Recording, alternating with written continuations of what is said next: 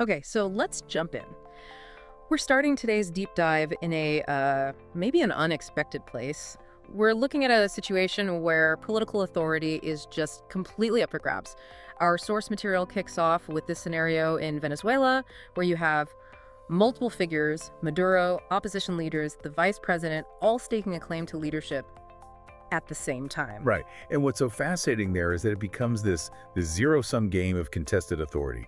When power is fractured like that, everyone, from the citizens inside the country to, international bodies, they're all forced to choose a side. External powers start deciding who's valid, who has the necessary support, who gets the title. And while the world is debating their future, the people on the ground are just watching this incredible high-stakes game play out, like a chess match they weren't even invited to play. And look, the specific politics of it aren't our focus today, but the mechanics of that external decision-making, that's gold. It really is. It forces you to ask that foundational question. When the system is broken, or there's no clear system at all, who actually gets to decide if you are legitimate? Exactly. So what does a huge geopolitical drama like that have to do with you? Whether you're planning your next move at work or just trying to find some clarity in your own career. Well, our mission in this deep dive is to tackle that really uncomfortable personal question. How often do you let external forces, your boss, a title, an industry trend, decide whether you are legitimate? We're going to get into this idea of borrowed legitimacy and how to stop, renting your own self-worth. The whole exploration really starts with this pretty brutal personal confession from the author.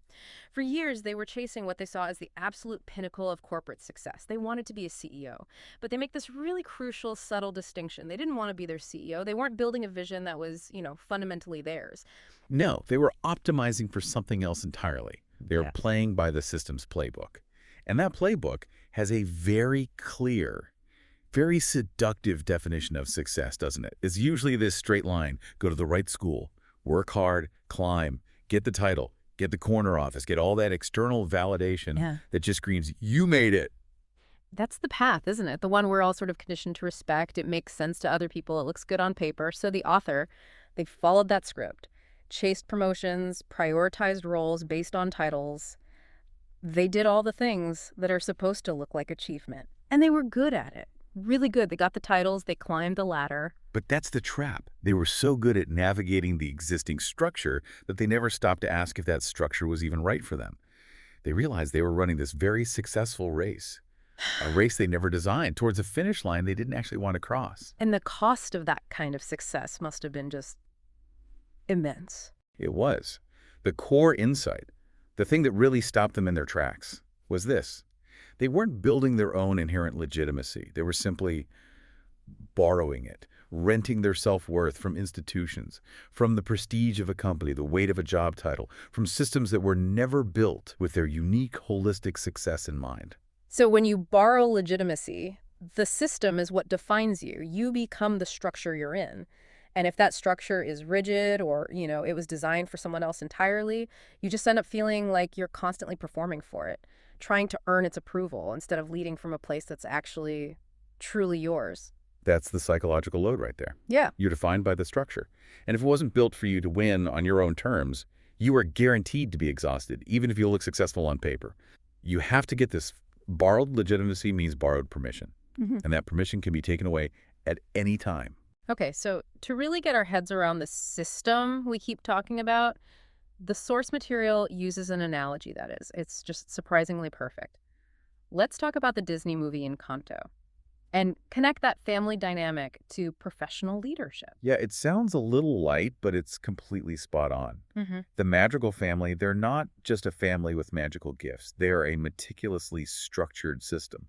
The family's stability, its whole identity, depends on every single member performing a rigid, predefined role based on their gift. And it all runs on these unspoken, unchallengeable rules. Louisa has to be the strong one, always, hiding her anxiety because the system needs her strengths to function. Isabella has to be perfect, always, putting on this beautiful front, even when she's craving some messiness, some imperfection. And then, of course, you have Mirabelle. She doesn't have a gift, which means the system basically denied her a seat at the table. So she spends the entire movie just trying to prove her worth, constantly seeking validation, performing this role of the indispensable fixer. The system forces her to justify her own existence minute by minute. What you're really describing is a failure of the structure, not the people. The gifts themselves aren't the problem. Exactly. The system is the problem. It becomes this fixed thing that decides who's valuable, who's legitimate, and who belongs, based on rules that might be decades old and were never really questioned or updated. And the professional parallel here is, it's pretty intense. Oh, it's everywhere. We see this play out constantly, especially in leadership and transformation roles. Think about the classic trap. Yeah. You get promoted because you were brilliant at one specific technical thing. So what happens next? You spend the rest of your career performing that one thing, even when the new role demands something completely different. That makes so much sense. It's that classic mistake of confusing competence in one area for capacity in a totally new one, like management. Precisely. Let's break down a few examples you might recognize. First, there's the technical expert trap. This person gets promoted to manager, but because their whole validation came from being the technical genius, they just keep doing all the technical work themselves. They micromanage by doing, and they stunt their team's growth while kneecapping their own ability to lead. They feel legitimate solving the problem, not developing the people. I've seen that happen so many times. Then there's the visionary founder trap. The founder's legitimacy comes from birthing the original vision. But as the company grows, the system still demands that they be the only source of ideas. So they refuse to delegate, telling themselves no one else gets it. They're performing the role of the irreplaceable genius, and they end up choking the company's ability to scale. Right. And the third one? The framework fetish. This one is rampant in big companies. It's the change leader who just adopts every new shiny framework from McKinsey or Deloitte. Because that's what real leaders are supposed to do. They are performing for the accepted norms of the industry, not actually serving the unique needs of their own business. That last one really hits home. Using a framework isn't bad on its own, but if you're only adopting it because it makes you look good in front of the board, Yeah. you're choosing performance over actual necessity. Exactly. You are performing for a system that decides your legitimacy, that decides your boundaries. And just like the Madrigal House, when you force people into roles that don't fit or you force yourself into a mask eventually, Yeah. cracks appear. The whole system starts to crumble. That performance is just not sustainable. So if we accept that a lot of us are performing for a system that might be cracking, how do we even begin to shift? How do you go from borrowing legitimacy to actually owning it? The source gives us this brilliant 3-question diagnostic. They call it the system audit. It's designed to help you figure out whose scoreboard you're really playing on. Let's get into question 1. Okay, question 1 is, whose definition of success am I chasing? This is the fundamental clarity check. And the exercise is simple. Take 5 minutes, write down what making it actually looks like for you right now. Be specific titles, money, impact, whatever it is. And then comes the kicker, right? You have to trace where that definition came from. Was it inherited? Did your parents always say you should be a doctor or a lawyer? Does your industry glorify that, startup founder hustle culture? Or did you just absorb what success looks like from scrolling through LinkedIn? That's it. The author realized their own definition, the corner office, the big title, running some big traditional company. It came straight from that climb the ladder playbook they were handed decades ago. It was a societal script, not a personal value. It was inherited. And inherited definitions are the deadliest. Why so dangerous? Why are they the deadliest? Because they so often conflict with your intrinsic values. If you're climbing a ladder that someone else built for you, you'll get to the top and it'll feel empty because it wasn't connected to your own unique purpose. So the bottom line here is, if you can't trace your definition of success back to your own core values, if you can't look at it and say, this is mine, I built this, then you are absolutely climbing someone else's ladder. Which brings us perfectly to question 2, the one about performance. Question 2, what am I performing that I don't actually believe? This one really gets at the legitimacy gap. Or you could call it the integrity gap. It forces you to compare your public professional persona with your private self. What skills, what behaviors, what mask do you feel you have to put on at work that just doesn't match who you are when nobody's watching? I mean, we all have a work persona to some degree, right? You have to be professional. But this is about something deeper, a fundamental misalignment that's just exhausting. Absolutely. The deeper the misalignment, the more severe the performance. The author gives this incredible example, especially about cross-cultural leadership. They were running a transformation unit and felt this immense pressure to adopt every single framework and consulting deck from the big Western firms, the big 4. Why? Because that's what a serious, legitimate leader was supposed to do. And the conflict was? Their gut. Their own instinct was screaming that those frameworks didn't fit the specific African context they were working in. the approaches, the pacing, the cultural assumptions. None of it was aligned with reality on the ground. But they performed the role of the globally informed leader anyway. They ignored their own expertise, their own lived experience, just to get that external borrowed legitimacy. They chose looking like a leader over being an effective one. Wow. That's a staggering cost. You're silencing your own knowledge just to fit an external mold. It's completely depleting, Yeah. and it caps your true leadership potential. The takeaway is really clear. If there's a massive gap between who you are in those big meetings and who you are at midnight when you can finally relax, the system is making you wear a mask. Yeah. And your leadership is being drained by keeping that mask on. You have to close that integrity gap. Okay, so that leads to the third and maybe the most critical question, the one that brings us all the way back to that situation in Venezuela. Question 3. Who decides if I'm ready? This is the core question about permission.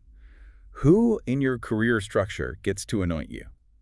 Who gets to say you are now legitimate enough to move forward? Is it a board, a certification body, a client with a big check, a promotion committee that meets twice a year? And the subtle but really powerful follow-up to that is, are you waiting for their permission to become who you already are? The author admits they spent years waiting for someone, a mentor, a senior leader, to just tap them on the shoulder and say, okay, now you're ready to lead, or now you can have this big project. Mm-hmm.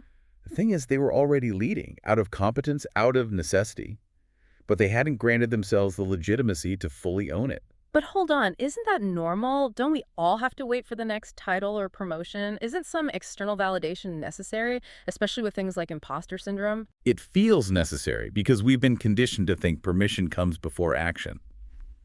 But that's the illusion we have to break. Think about what a lagging indicator is. By its very definition, external validation, a promotion, an award, a title, is a lagging indicator. It recognizes success that has already happened. Ah, I see. So if you're waiting for the title to feel like a leader, you're looking backward. Precisely. If you are competent, if you are acting in alignment with your values, you should be operating from a place of self-defined legitimacy for months, maybe years, before the system finally catches up and gives you the title. Waiting for that tap on the shoulder means you are sacrificing years of your own potential leadership just because you haven't given yourself internal permission. The biggest decision is deciding that you yourself are ready. So when the author finally ran this whole system audit on themselves, the finding was, well, it was transformational. They realized that chasing the role of a CEO was a total distraction. They stopped optimizing for the borrowed legitimacy of a big title in someone else's company. They shifted their entire goal. They stopped optimizing for titles and started optimizing for alignment. And that meant building something that was truly theirs, defining their own role, even if the result was smaller, maybe less glamorous on paper, and definitely messier than the neat corporate structure they'd been chasing. And what was the outcome of choosing that alignment over the title? The surprising part. People respected them more, not less. When you own your definition of success, when you operate with self-defined legitimacy, your authority it shines through. You stop performing and you start leading. And that authenticity is what commands real respect, way more than any borrowed title ever could. Which really underlines the stakes for all of us, doesn't it? You can sabotage your own leadership potential fastest by performing for a system that was never built to make you whole in the first place, unlocking your highest potential. It doesn't come from getting the next title in someone else's game. It comes from choosing your own side first, and then operating from that inherent, self-granted legitimacy. Your true authority is not granted, it's claimed. So as you head into your week, maybe you're prepping for a big meeting or just thinking about your next career move. We'll leave you with the really powerful final questions from the source material. These are the ones for you to mull over. Whose game are you truly playing? And what would change in your actions, in your decisions, in your confidence if you just decided to start playing your own? Think about it. We'll talk to you next time.